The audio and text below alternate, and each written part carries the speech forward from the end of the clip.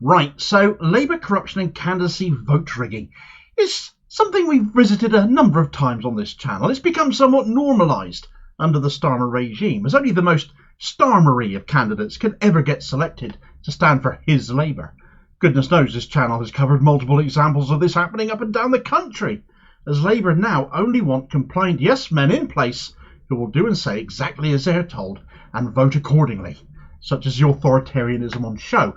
But nothing we've seen thus far has compared to the events in Croydon, notably Croydon East, where vote rigging became so blatant and obvious that the entire selection process for the Croydon East Labour parliamentary candidate had to be completely abandoned. The mess there linked heavily to the Labour Party Anonyvoter online voting system, which is widely blamed for enabling the corruption, the owners of which are themselves based in Croydon, one of whom is running for the London Assembly.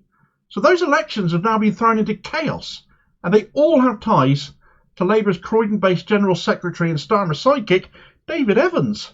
In which case, with so many links to so many significant Labour figures, should we really be surprised that things are now so serious there that the Met Police have opened an investigation into it? Right, so the mess, the absolute carnage that has been the Croydon East selection process for Labour's parliamentary candidate there is now subject to a police investigation, and this could be catastrophically bad news for Starmer & Co, since it is the cybercrime unit at Scotland Yard who are doing the investigating. Therefore, it seems logical, based on what we know already that has gone on in Croydon, that it is Labour's national online voting system, Anonyvoter, that is being investigated. Now, if you're not familiar with this story up until now, and why would you be, the press have not exactly gone out of their way to cover this, the whole affair centres around allegations of candidate tampering insofar that one candidate had been heavily favoured over all others, and the allegations of vote tampering have been aimed at the officials overseeing the selection. Now, being a London seat, London Labour once again are involved here, and regular viewers will know that that's rarely a good thing. They had imposed new officers on the constituency party to oversee this selection. Given that boundary changes are involved here, which are happening up and down the country, they were able to do so on that basis. But as per usual, they did this without members getting a say in the matter. Why would we let local people choose their own candidate? That won't give us the candidate we want, the Starmery sort. Well, the allegations that followed when things came to voting on the candidate are that votes were cast on behalf of people without their knowledge, and that membership data had been tampered with beforehand to try and rig a desired outcome by a factional few. Oh, what a surprise. Now, London Labour have been accused of this before, so following the abandonment of proceedings due to public outcry, an investigation was launched by the party. However, they then appointed London Labour to do the investigating. That went down about as well as you can imagine locally. Of the three people that were appointed by London Labour to investigate, one was a chap called Mark Henson. He stood out above all the rest because he and his wife Maddie own and run a company called Henson IT Solutions, and one of their products is the Anonyvoter voting system. The Labour Party use it nationwide, and indeed this is seen as key to the vote tampering allegations we've seen in multiple cases around the country, including this one in Croydon, literally home to the Anonyvoter system itself. Now, Anonyvoter is, as I said, an online voting system which Labour adopted in September of 2020, early in the Starmer leadership, but was apparently done so without any competitive tender process and without any explanation as to why that was.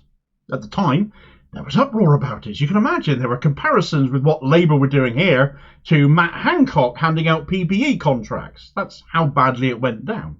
But with that scandal and everything COVID and Partygate related going on at the time dominating news headlines, this one never really gained the traction it should have done.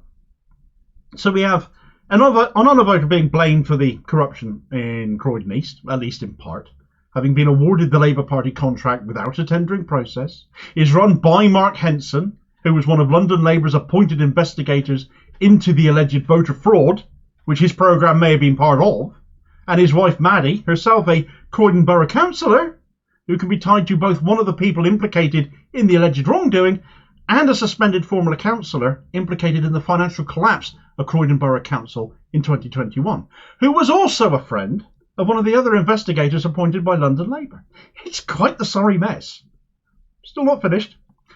How the Hensons quite got to be awarded this voter system contract without tender has remained a mystery. However, the Hensons' relationship with that former councillor that was involved in Croydon's financial collapse, or the council's financial collapse in 2021, a chap called Tony Newman, who ended up suspended from Labour over it, is both a mate of the Hensons and a mate of Labour's General Secretary, the also Croydon-based David Evans.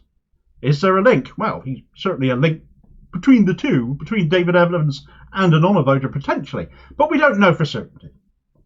I also happen to mention that this sorry saga has screwed up London Assembly selections too, and that is because Maddie Henson herself was running for the London Assembly. So knowing there is a potential connection to David Evans, did he know an Anonyvoter was a dodgy as hell system, as one other Labour candidate had described it? It's been blamed up and down the country for voting issues, but was Evans involved in the awarding of this contract without tender? It's not an unreasonable question to ask given his position and given his friendship with Tony Newman, which ties him to the Hensons. That's the paper trail at least.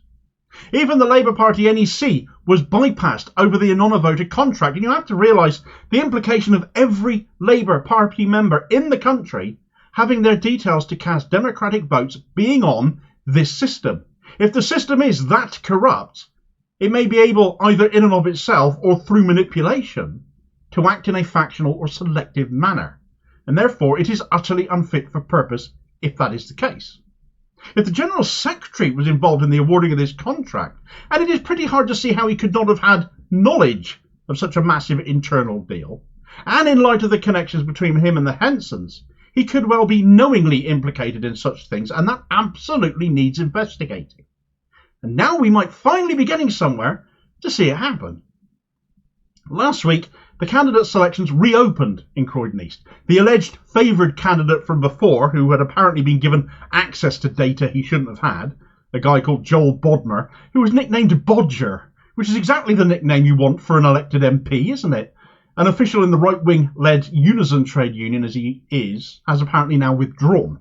But that hasn't halted a police investigation being launched, with a statement from the Met saying, "We have received allegations of computer misuse in relation to an internal selection process for a political party in Croydon during October and November last year.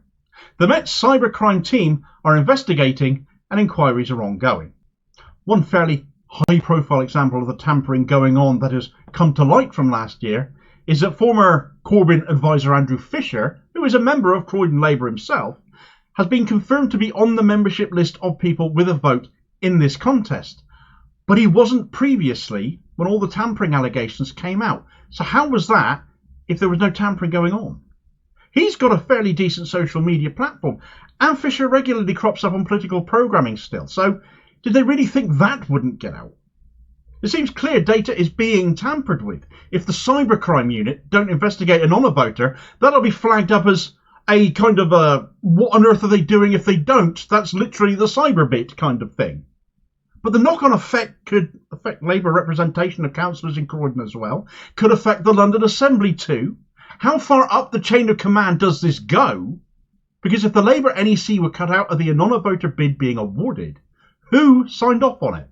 And why did they do so without the right checks? It strikes me that a significant head has to roll here for any kind of investigation to be seen to have been done.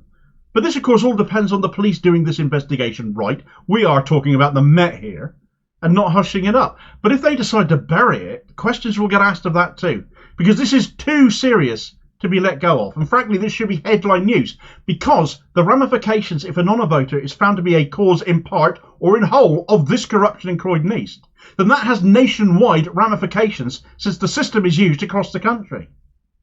There's a lot more detail on this story and what happened last year when selections collapsed, the links between the figures mentioned here in this video recommendation. And I'll hopefully catch you all on the next vid. Cheers, folks.